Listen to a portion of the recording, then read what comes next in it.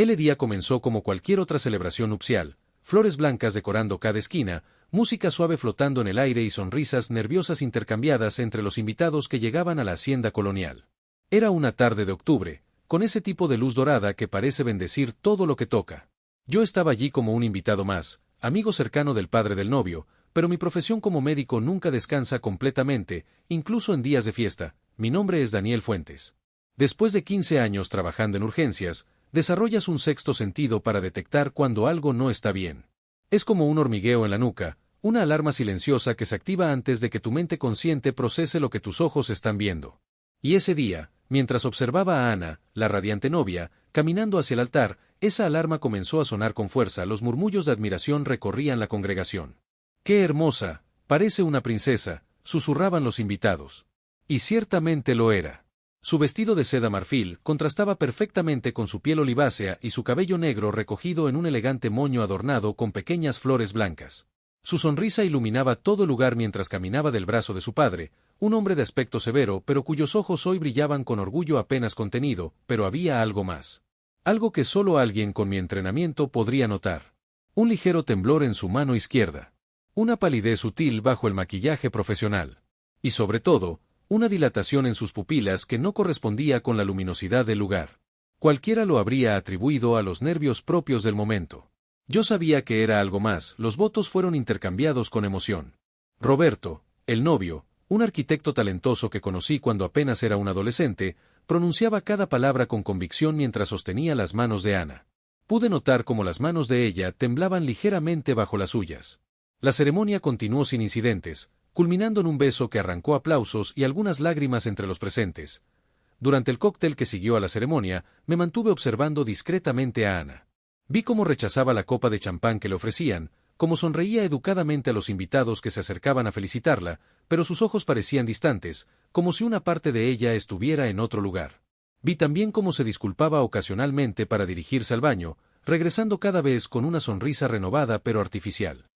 ¿La conoces desde hace mucho?, preguntó Teresa, una prima de Roberto que se había sentado a mi lado en la mesa asignada para la cena. En realidad, es la primera vez que la veo, respondí sin apartar la mirada de Ana, quien en ese momento reía ante algo que decía su ahora esposo. Roberto y yo perdimos contacto durante unos años cuando me fui a trabajar a un hospital en el norte. Solo regresé hace unos meses. Es extraño, dijo Teresa bajando la voz. Roberto siempre fue tan selectivo con sus parejas, y de repente, después de solo 6 meses de conocerla, nos anuncia que se van a casar. La familia estaba sorprendida, pero él insistió en que era el amor de su vida. Aquello me llamó la atención. 6 meses era poco tiempo para tomar una decisión tan importante, especialmente para alguien tan metódico como Roberto. Pero el amor a veces funciona así, me dije a mí mismo, intentando acallar esa voz de alarma que seguía resonando en mi cabeza. El momento del baile inaugural llegó. Las luces se atenuaron, dejando solo un suave resplandor sobre la pista. Roberto tomó la mano de Ana y comenzaron a moverse al ritmo de una balada romántica. Todos observaban embelesados. Fue entonces cuando sucedió. Un destello metálico captó mi atención. Algo cayó del bolsillo oculto en el vestido de Ana. Era pequeño, pero inconfundible para mí, un frasco de medicamentos. Rodó silenciosamente hasta detenerse cerca de mis pies sin que nadie más lo notara en la penumbra. Me agaché para recogerlo, fingiendo haber dejado caer mi servilleta. El frasco no tenía etiqueta, lo cual ya era sospechoso por sí mismo. Lo guardé discretamente en el bolsillo de mi saco, decidido a examinarlo más tarde. Cuando levanté la vista, me encontré con los ojos de Ana fijos en mí. Por un instante, vi puro terror en ellos. Ella sabía que yo había encontrado algo. El baile terminó y las parejas comenzaron a llenar la pista. Ana se disculpó con Roberto y se dirigió hacia mí con determinación, aunque manteniendo una sonrisa perfecta para cualquiera que la observara. Creo que encontró algo que me pertenece, doctor, dijo con voz controlada cuando llegó a mi lado. ¿Cómo sabes que soy médico?, pregunté, genuinamente sorprendido. No recordaba haberme presentado como tal. Roberto me ha hablado mucho de usted. De hecho, hay algo de lo que necesito hablarle, en privado. Había urgencia en su voz, y también algo más. ¿Miedo? ¿Súplica? No pude descifrar completamente lo que escondían sus palabras, pero accedí a seguirla hasta una pequeña terraza alejada del bullicio de la fiesta. Una vez solos, Ana cambió por completo. Su postura erguida se desmoronó, como si hubiera estado sosteniendo un gran peso que finalmente la vencía. Sus ojos, ahora claramente angustiados, se llenaron de lágrimas contenidas. «Necesito su ayuda, doctor», susurró. «No puedo seguir fingiendo mucho más tiempo. Si no tomo mi medicación pronto». Su voz se quebró. «¿Qué es esto exactamente?», pregunté mostrándole el frasco. «¿Y por qué no tiene etiqueta?». Ana miró nerviosamente hacia la puerta que daba al salón, como asegurándose de que nadie nos interrumpiera. Luego, tomando una profunda respiración, pronunció unas palabras que cambiaron completamente mi percepción de lo que estaba sucediendo en esta aparentemente perfecta boda, porque nadie debe saber quién soy realmente. Si lo descubren, todos estamos en peligro. Especialmente Roberto. Me quedé inmóvil, procesando sus palabras mientras le devolvía lentamente el frasco. Ana lo tomó con manos temblorosas, abrió la tapa y tragó una pequeña pastilla blanca sin agua, con la destreza de quien lleva tiempo haciéndolo. «¿Quién eres realmente?», pregunté en voz baja, intentando mantener la calma. Como médico, había enfrentado situaciones de crisis. Pero nunca en medio de una celebración de boda, con música festiva de fondo contrastando con la tensión del momento. Ana cerró los ojos un instante, como reuniendo fuerzas. Cuando los abrió de nuevo, vi determinación mezclada con un profundo dolor. Hace 8 meses, yo era Victoria Mendoza, investigadora principal en un laboratorio farmacéutico. Descubrí algo que nunca debía haber visto. Documentos sobre efectos secundarios graves que estaban ocultando en un nuevo medicamento para el corazón que iba a lanzarse al mercado. Sentí un escalofrío recorrer mi espalda. Los escándalos farmacéuticos no eran nuevos, pero estar frente a alguien directamente implicado en uno era diferente. Intenté hacer lo correcto, continuó con voz entrecortada. Reuní pruebas, hice copias, contacté a un periodista de investigación. Pero alguien me descubrió. Su voz se quebró. La noche antes de nuestra reunión, intentaron silenciarme permanentemente. Observé con más detenimiento su cuello. Bajo el maquillaje profesional pude distinguir una tenue cicatriz que antes había pasado desapercibida. Sobreviví por pura suerte. Un vecino escuchó el forcejeo y llamó a la policía. Pero sabía que volverían a intentarlo, así que desaparecí esa misma noche con la ayuda del programa de protección a testigos.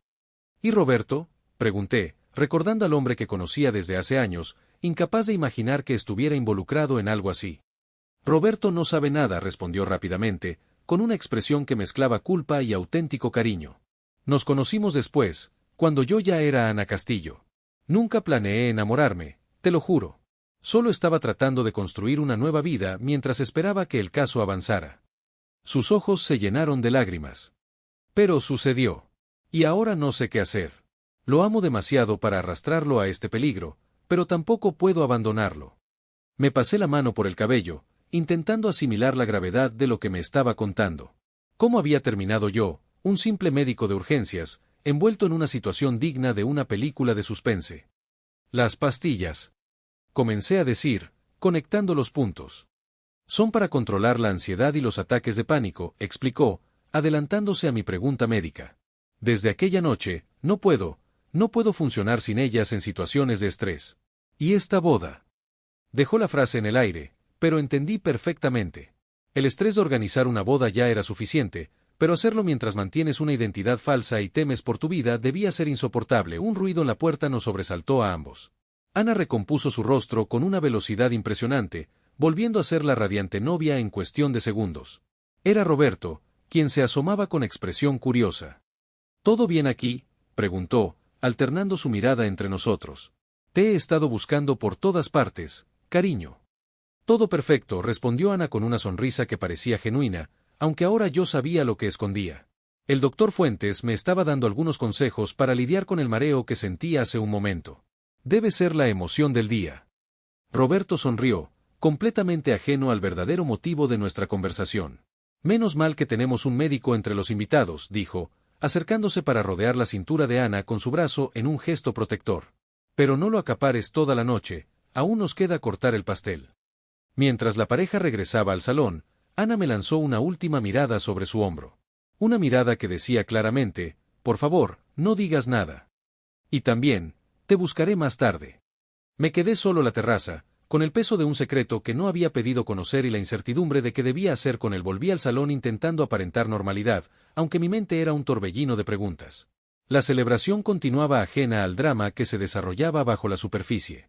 Las parejas bailaban, Las copas tintineaban en brindis constantes, y las risas se mezclaban con la música que inundaba el ambiente. Me serví una copa de whisky en la barra, necesitaba algo fuerte. Mientras observaba a Ana y Roberto cortar el pastel entre aplausos, no podía evitar preguntarme cuánto tiempo podría mantenerse esta farsa. El amor que Roberto mostraba era innegable. Lo conocía desde que era un joven idealista con sueños de diseñar edificios que transformaran el paisaje urbano. Nunca lo había visto mirar a nadie como miraba a Ana. Oh, Victoria. Ya ni siquiera sabía cómo debía pensar en ella. Parecen muy felices, ¿verdad? La voz a mi lado me sobresaltó. Era Elena, la madre de Roberto, una mujer elegante de 60 años con una intuición que siempre me había impresionado. Sí, se les ve radiantes, respondí, intentando sonar convincente. Elena tomó un sorbo de su copa antes de hablar nuevamente. Sin embargo, hay algo en ella. No sé explicarlo, Daniel. Una madre conoce estas cosas. Siento que esconde algo. Sentí que me tensaba involuntariamente. ¿Era tan evidente? ¿O simplemente era el instinto maternal que nadie podía engañar? Todos guardamos secretos, Elena, contesté con cuidado. Especialmente antes de conocer completamente a la familia de nuestra pareja. Elena me estudió con aquellos ojos perspicaces que siempre parecían ver más allá de las palabras. Quizás. Pero hay secretos y luego hay secretos. Dejó la frase flotando entre nosotros mientras dirigía su mirada hacia la puerta principal del salón. Seguí la dirección de su mirada y sentí que mi corazón se aceleraba. 2 hombres de traje oscuro acababan de entrar. No parecían invitados, no saludaban a nadie, no sonreían, sus ojos escaneaban metódicamente el lugar. Uno de ellos llevaba una mano discretamente colocada dentro de su saco, en una postura que reconocí de inmediato, la postura de alguien que lleva un arma y está preparado para usarla. Si me disculpas, Elena, dije apresuradamente, dejando mi copa en la mesa más cercana. Me moví entre los invitados, intentando no llamar la atención mientras buscaba a Ana con la mirada. La encontré cerca de la mesa de los novios, conversando con una prima de Roberto. Necesitaba advertirle sin crear una escena. Antes de que pudiera acercarme, sentí una mano firme en mi hombro. Al girarme, me encontré con uno de los hombres de traje. Doctor Fuentes, ¿verdad? Su voz era tranquila, profesional, pero había algo amenazador en su tono. ¿Nos conocemos?, pregunté, manteniendo mi expresión neutral a pesar del pánico creciente en mi interior. No personalmente. Soy el agente Herrera, del programa de protección a testigos, respondió mostrándome discretamente una identificación. Necesitamos hablar con usted y con la señora Mendoza inmediatamente. Sentí un momentáneo alivio al saber que no eran las personas que Ana temía, pero fue reemplazado rápidamente por una nueva preocupación. Si ellos estaban aquí, algo grave estaba sucediendo. ¿Qué ocurre?, pregunté en voz baja. Hemos detectado una filtración. Creemos que la ubicación de la señora Mendoza ha sido comprometida. Tenemos que moverla ahora mismo. Mi mente trabajaba a toda velocidad. No pueden simplemente llevársela en medio de su boda. Su esposo no sabe nada de esto. El agente Herrera me miró con una mezcla de impaciencia y compasión. Doctor, entiendo su preocupación, pero estamos hablando de su vida.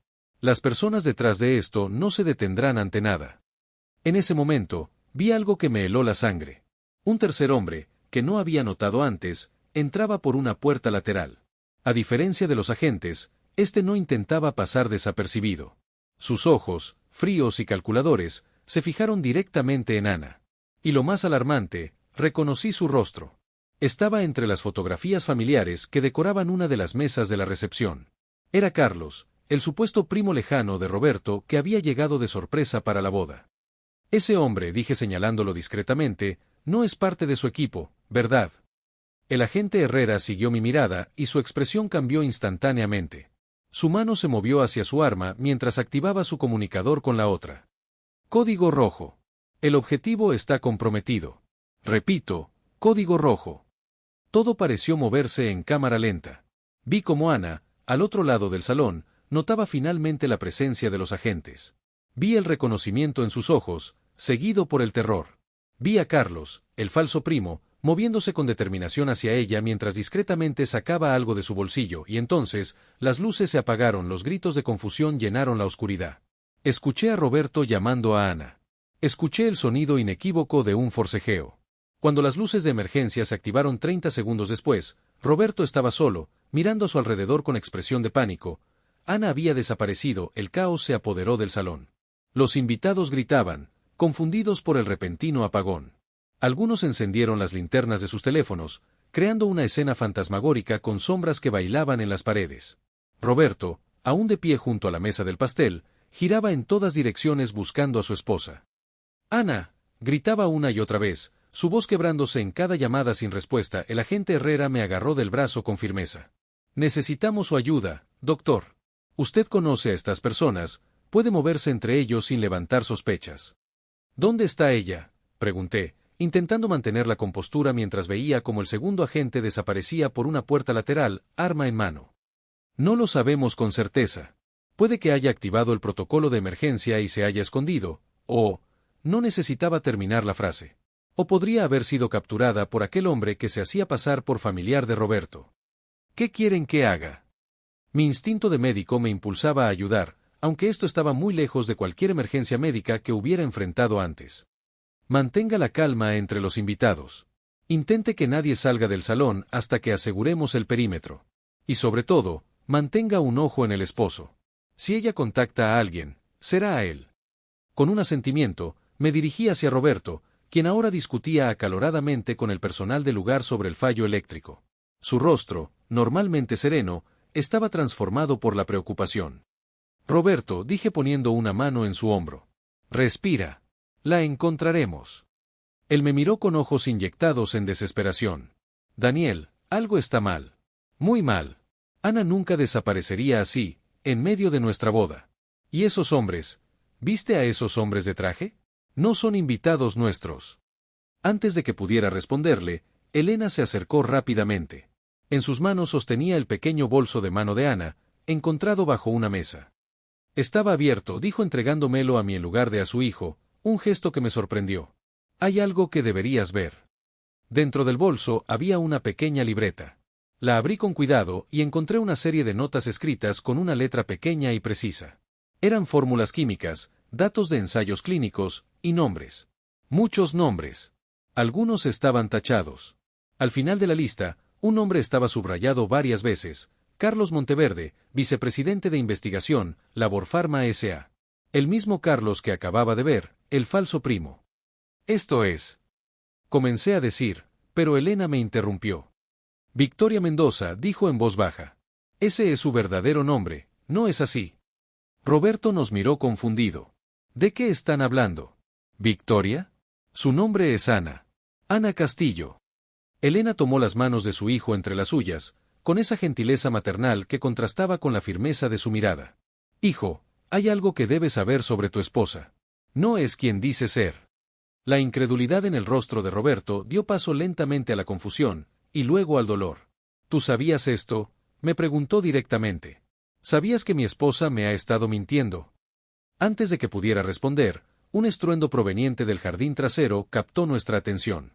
El sonido inconfundible de un disparo rompió la noche. Los tres corrimos hacia el origen del ruido, ignorando las advertencias del personal de seguridad que intentaba mantener a los invitados dentro del salón. El jardín, iluminado tenuemente por farolas ornamentales, parecía vacío a primera vista. Pero entonces escuchamos voces alteradas provenientes del pequeño laberinto de setos que era el orgullo del lugar. «Quédate detrás de mí», le dije a Roberto, pero él me empujó a un lado. «Es mi esposa, Daniel. No me importa quién diga que es. Es la mujer que amo». Avanzamos con cautela entre los setos. Las voces se hacían más claras. Una de ellas era definitivamente la de Ana, aunque sonaba diferente, más firme, más decidida que la voz de la novia nerviosa que había conocido horas antes. «Ya lo envié todo, Carlos. Copias de los documentos, muestras, testimonios, está en manos de la fiscalía ahora. Matarme no cambiará nada». Al doblar la última esquina del laberinto, la escena se reveló ante nosotros. Ana estaba de pie, su vestido de novia manchado de tierra, pero su postura era desafiante. Frente a ella, Carlos sostenía un arma. El agente Herrera yacía en el suelo, aparentemente herido pero consciente, su propia arma fuera de alcance. «Victoria, siempre tan ingenua», respondió Carlos con una calma perturbadora. «No se trata solo de silenciarte a ti. Se trata de enviar un mensaje. Nadie traiciona a la compañía. Nadie». Roberto avanzó un paso, revelando nuestra presencia. «Ana», dijo con voz quebrada. La sorpresa en los ojos de ella fue genuina y desgarradora. «Roberto, no. Vete de aquí. Por favor». Carlos giró ligeramente, manteniendo su arma apuntando hacia Ana, pero claramente evaluando la nueva amenaza que representábamos. Ah, el esposo. Qué conmovedor que hayas venido a rescatar a tu amada. Lástima que no sepas quién es realmente. ¿Te ha contado cómo traicionó a todos los que confiaron en ella? ¿Cómo robó información confidencial que podría haber arruinado a cientos de inversores? Lo que robé fueron pruebas, interrumpió Ana, o Victoria, con voz firme a pesar del miedo evidente en sus ojos. Pruebas de que estaban ocultando efectos secundarios letales. Gente muriendo por un medicamento que sabían que era peligroso. Vi cómo la comprensión transformaba el rostro de Roberto. No era rabia lo que reflejaba, sino una profunda tristeza mezclada con algo más, orgullo. Entonces eres una heroína, dijo Roberto, dando otro paso adelante. Y yo te amo, sea cual sea tu nombre. La distracción fue suficiente. El agente Herrera, aprovechando que la atención de Carlos estaba dividida, logró alcanzar su arma caída. ¡Al suelo!, gritó, todo sucedió en fracciones de segundo. Carlos giró para enfrentar la nueva amenaza. Ana corrió hacia Roberto. Yo me lancé al suelo, arrastrando conmigo a Elena. El disparo resonó como un trueno en el espacio cerrado del laberinto. Cuando levanté la cabeza, Carlos estaba de rodillas, su arma caída a un lado, sosteniendo su hombro herido. El agente Herrera se ponía de pie con dificultad, su arma firmemente apuntando al hombre caído. Ana y Roberto estaban abrazados a pocos metros, ambos ilesos pero temblando. Vi cómo ella enterraba su rostro en el pecho de él, sollozando palabras que no podíamos escuchar. Vi cómo le acariciaba su cabello con infinita ternura, como si temiera que pudiera desvanecerse entre sus brazos. El segundo agente y varios miembros del personal de seguridad llegaron corriendo, atraídos por el sonido del disparo. En cuestión de minutos, Carlos estaba esposado y siendo atendido por su herida no fatal. Los agentes hablaban por sus comunicadores, reportando la situación y solicitando refuerzos. Ayudé a Elena a ponerse de pie. Su rostro mostraba la serenidad de quien ha visto confirmadas sus sospechas, pero no encuentra alegría en ello. Siempre supe que había algo extraño en ella, murmuró. Pero nunca imaginé esto. ¿Cómo lo supiste?, le pregunté. Lo de su verdadera identidad. Elena sonrió débilmente. Soy periodista retirada, Daniel. El caso Mendoza fue noticia nacional hace unos meses, aunque nunca mostraron su rostro. Cuando mi hijo me dijo que se casaba tan repentinamente, bueno, las madres investigamos. Roberto y Ana se acercaron a nosotros, todavía abrazados, como si temieran separarse. El rostro de él mostraba una determinación que no le había visto antes. Nos vamos de aquí, anunció. Ahora mismo. Roberto, no es tan simple, intervino el agente Herrera, quien ahora se apoyaba en su compañero. Tu esposa sigue siendo testigo protegida en un caso federal. Y después de lo de esta noche, su seguridad está más comprometida que nunca. No me importa, respondió Roberto con firmeza. Donde ella vaya, yo iré. Si tiene que cambiar de identidad otra vez, cambiaremos juntos. Ana lo miró con ojos llenos de lágrimas y esperanza. ¿Harías eso por mí? Incluso sabiendo que te he mentido todo este tiempo. No me mentiste sobre lo importante, respondió él, secando una lágrima de su mejilla. No me mentiste sobre lo que sientes por mí. En ese momento, entre el caos de una boda interrumpida y un intento de asesinato frustrado, fui testigo de algo extraordinario, un amor lo suficientemente fuerte como para sobrevivir a la verdad, por dolorosa que fuera. El agente Herrera suspiró, reconociendo la determinación en la pareja. Tendremos que procesar todo esto. Habrá declaraciones, papeleo, y decisiones difíciles sobre su futuro. ¿Qué pasará con el caso?, pregunté. Con Monteverde bajo custodia y la evidencia que ella recopiló, el caso contra Laborfarma avanzará. Pero no será rápido ni fácil. Corporaciones como esa tienen ejércitos de abogados. Ana se separó ligeramente de Roberto, su rostro mostrando una resolución renovada. Testificaré. No importa lo que cueste. Esas personas merecen justicia. Un silencio cargado de significado cayó sobre nosotros. Cada uno procesando lo que acababa de ocurrir y lo que vendría después. La noche que debía haber sido una celebración de amor se había convertido en algo mucho más complejo, un punto de inflexión donde el pasado y el presente colisionaban, donde las mentiras daban paso a verdades dolorosas pero necesarias. Roberto tomó la mano de Ana con firmeza. Lo que sea que venga, lo enfrentaremos juntos. Mientras observaba a la pareja caminar de regreso hacia el salón, donde tendrían que explicar lo inexplicable a sus invitados, me pregunté cómo sería su vida a partir de ahora. Un futuro incierto les esperaba, lleno de interrogatorios, juicios y posiblemente más peligros, pero también había visto algo innegable, un amor que había sobrevivido a la prueba más dura de todas. La verdad. Los días siguientes transcurrieron en una especie de limbo. La noticia del incidente en la boda de Roberto Alarcón y Ana Castillo se filtró a la prensa local, pero los detalles reales permanecieron ocultos bajo términos vagos como incidente de seguridad y asunto federal en curso. Los invitados fueron interrogados y obligados a firmar acuerdos de confidencialidad. El mundo exterior apenas vislumbraba la punta del iceberg de lo que realmente había ocurrido aquella noche. Yo me encontraba en una posición única. No era familia, no era parte de la investigación oficial, pero de alguna manera me había convertido en un puente entre todos los involucrados.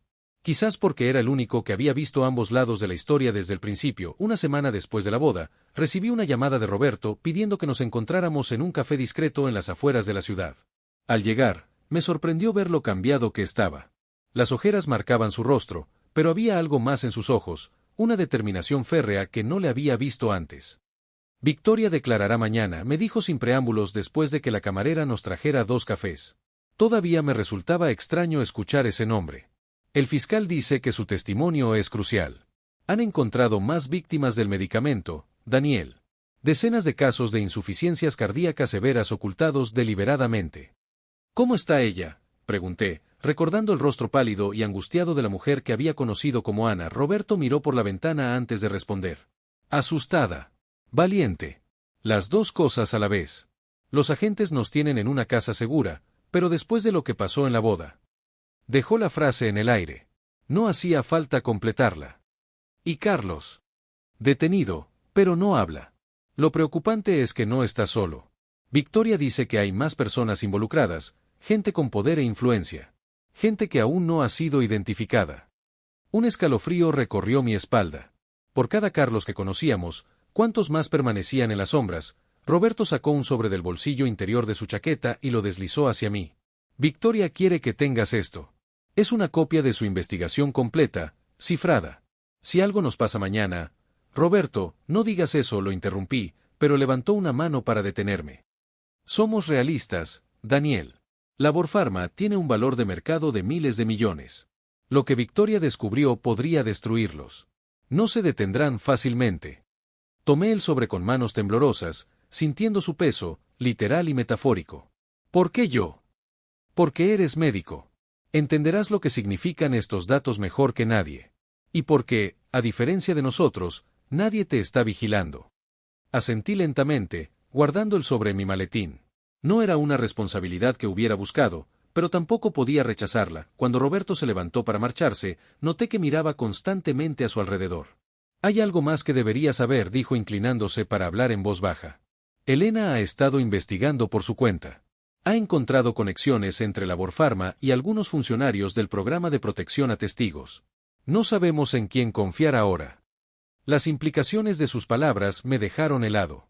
Si el programa estaba comprometido, ¿quién protegería a Victoria? ¿Quién podría garantizar que su testimonio llegaría a buen puerto? Mañana a las 10, en el juzgado federal, continuó Roberto. Victoria testificará a puerta cerrada. Hemos solicitado máxima seguridad, pero... estaré allí, prometí sin dudar. Roberto asintió, con una sonrisa cansada que no llegó a sus ojos. Ten cuidado al salir de aquí. Y no abras ese sobre a menos que sea absolutamente necesario.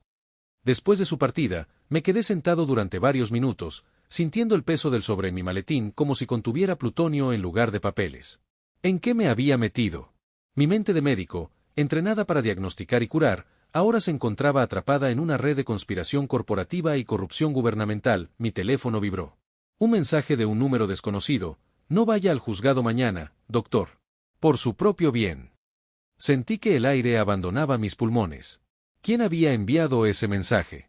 ¿Cómo habían conseguido mi número? Miré a mi alrededor, repentinamente consciente de cada rostro en el café, de cada automóvil estacionado afuera. La paranoia, me di cuenta, era contagiosa. Mientras pagaba apresuradamente y me dirigía a la salida, una pregunta me atormentaba. ¿Llegaría Victoria a testificar mañana? Y si lo hacía, ¿sería su testimonio el principio del fin de esta pesadilla o simplemente el comienzo de una más grande?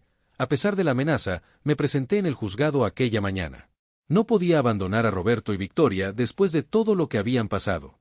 El edificio judicial estaba rodeado de seguridad reforzada, agentes federales, detectores de metales adicionales y revisiones exhaustivas de identificación.